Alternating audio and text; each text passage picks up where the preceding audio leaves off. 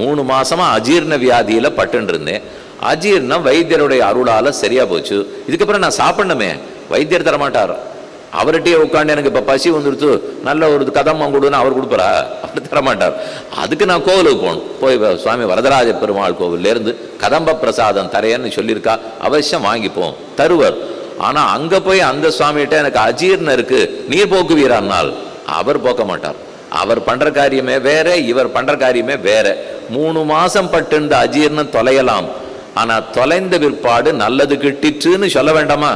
கண்ணன் சொல்லவே இல்லையே, அகம் துவா சர்வ பாபேபியோ மோக்ஷயிஷ்யாமி, நான் உன்னை எல்லா பாபங்களில் நின்று விடுவிக்கிறேன் நிறுத்திட்டார். அதுக்கப்புறம் என் திருவடியை தரேன், மோட்சத்தை கொடுக்கிறேன், ஆனந்தத்தை கொடுக்கிறேன், இதெல்லாம் பேச்சே இல்லை. சொல்ல வேண்டாமான்னு கேட்டால் சொல்லவே தேவையில்லை. அவர் எப்போதும் அதை கொடுப்பதற்கு காத்து கொண்டிருக்கிறார்.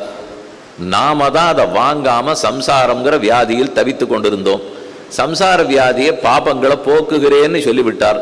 அது போக்கின பிற்பாடு நன்மைகளை கொடுத்து விடுவார்னு சொல்ல தேவையும் இல்லைங்கிறார்.